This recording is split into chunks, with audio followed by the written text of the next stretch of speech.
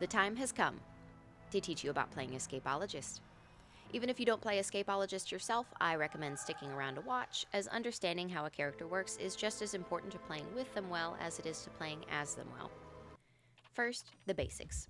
Efron is an assist and rescue type survivor who helps his teammates transition to safer kiting areas by relocating chairs and cutting off the hunter's line of sight with his unique item, Thuribles, which he has 2 of at the start of each match.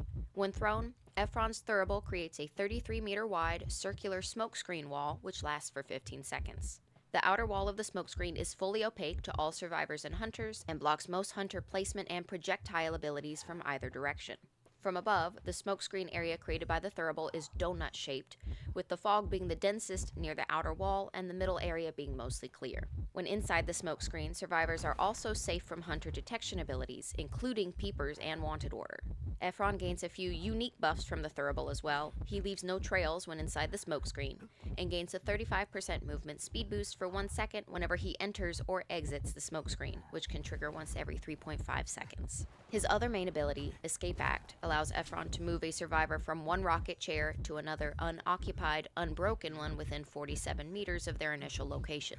He can only do this within the first 5 seconds of a survivor being chaired, and he cannot move someone into or out of the basement. When he moves a survivor on a chair, their chair progress will pause during the physical transfer, and they cannot be interacted with for an additional 7 seconds after the transfer. Efron also has a passive ability called Misdirection, which negates 1 instance of damage equal to or greater than 1 regular attack, and jumps him forward a short distance. Additionally, Efron has a built-in buff and debuff called Anticipation, which permanently boosts his vaulting speed by 10% and allows him to see all survivors on the field when someone is ballooned, but permanently reduces his decoding speed by 15%. Now for the implementation. An important precursor to using Efron. Because his abilities all support going unseen and breaking line of sight, mind gaming is one of the strongest tactics he has for both rescuing and kiting. If you're running Efron as a primary rescue, I suggest being comfortable with raw kiting, because if the hunter is good at counter-predicting you, that's all you'll really have to rely on. Additionally, Efron's smokescreen can blind him just as much as the hunter, so having detailed knowledge of the maps and their obstacles is highly beneficial. On to the nitty-gritty. Efron's Escape Act is arguably the strongest ability he has, if you know when to use it. Your teammates won't always need to be transferred to another chair, but there are several reasons you might need to.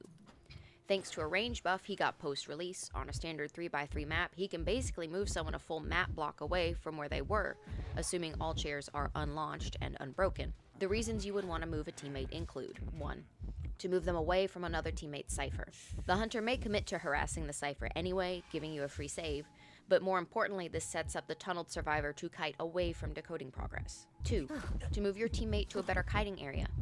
Certain areas on these maps are known as dead areas, meaning there's not much to work with there for a kite. If you can transfer a teammate to a superior kiting area, it will increase their chances of a good rebound. 3. To ensure you can make a rescue on time. This is especially relevant on Lakeside and Moonlit, where someone could be chaired so far away you wouldn't otherwise be able to make their save in a timely manner. Pull them closer to ensure you don't go over before you can reach them. 4. To bait the hunter into chair camping on a cell. Because the chair moves are more commonly used for reason 3, hunters are sometimes willing to follow a chair transfer and wait around even without tinnitus, because they're expecting you to swoop in any second. This can buy valuable time for your teammates to decode ciphers and open exit gates. Moving chairs also really helps with countering certain camp hunters who rely on AoE damaging traits to stuff rescues, such as Naiad and Fool's Gold, as well as hunters who can otherwise force early rescues and waste time like Mad Eyes and Guard 26. It must be noted that these are situational counters, as they do rely on the hunter making use of their trait within the first 5 seconds of a survivor being chaired. As a result, this particular strat may be better used when a stunner or other harasser teammate is available to go fake an instant rescue and draw the hunter's attention. In a best case scenario, this wastes the hunter's camp potential and gives you a free save. Efron's Thuribles are also very useful when going in for saves. Firstly, and most simply, the speed boost from entering and exiting the smokescreen can help with reaching the chair on time while avoiding being intercepted further out. There is a more advanced tactic, however. Because IDV uses third-person perspective on player cameras, someone can be physically inside the smokescreen without being able to see inside of it. So once you've got a good sense for the size and placement of Thuribles, you can use the opaque outer wall placed just outside of a chair's rescue range to bait a chair hit from the hunter and give you a free save. When using throwables for kiting, you can throw them out either for transition speed boosts or for confusing your opponent. When you're using it for transition boosts, the placement of your throwable doesn't matter much as long as you have a clear running line that won't have you stuck on any obstacles. But when you're trying to mind game, using the throwable in busy, tight areas tends to be better. Because Ephron can see the hunter's outline and doesn't leave a trail when inside of the smokescreen, you have the advantage for outplaying the hunter, assuming you set it up well. In the right areas, you can run circles around the hunter the entire 15 seconds of your smokescreen, or just find a little corner pocket between obstacles and smokescreen wall where the hunter won't be able to see you while you watch their silhouette wander around.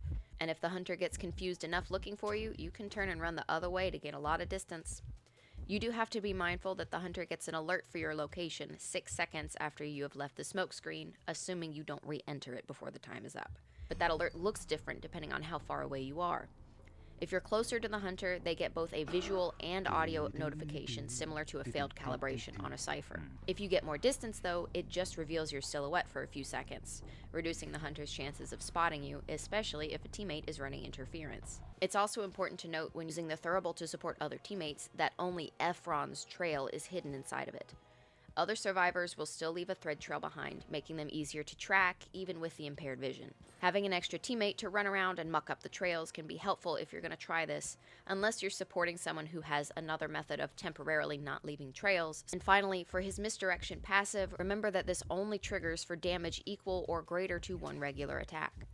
Chip damage of any amount will not cause it to trigger. Misdirection is really similar to Flywheel in that it does not give the hunter any kind of attack recovery when it triggers, and it also pushes you forward in the direction Ephron is facing, not your camera. So in a chase, it's best to set it up to trigger when something else is ahead of you to follow it up with. Misdirection also guarantees a fast vault if you're able to use a pallet or window immediately after it triggers. Now, let's get into your build and matchup dynamics. Because of his primary assist role, Ephron can be built either as a main or secondary rescue character. This is my personal persona build for Ephron. I typically run him as a primary rescue, so BT and Tide are must-haves. I also like to run Doctor on my Tide rescue builds, but that's just my personal preference. For secondary rescues, you would usually want to bring BT and Flywheel with empathy and or symbiotic effect, but honestly, with Ephron's escape act ability, stalling chairs and closing distance for you, you can afford to swap those latter two for something else. Defense mechanism can synergize really well with Ephron's built-in vaulting buff, for instance. Ephron's abilities make him a good partial counter option to several different hunters if used correctly. His escape act can be especially useful against AoE damage camp hunters like Naiad and Fool's Gold, as well as hunters who can otherwise force early rescues and waste time like Mad Eyes and Guard 26, who would need to stop putting up walls to walk to the new chair and have their bombs wasted, respectively. And because his smokescreen can both block most projectile attacks and cancel out detection abilities, he's a good support option against several more hunters, though keep in mind that the size of his throwable smokescreen can make it difficult to place as a counter in a split second, and is usually more reliable when the placement is communicated with and planned ahead with your teammates. Ephron's smokescreen is also countered somewhat by Hell Ember, Feaster, and Nightmare because auto-target abilities and attacks will still follow you like normal, even if they can't see you.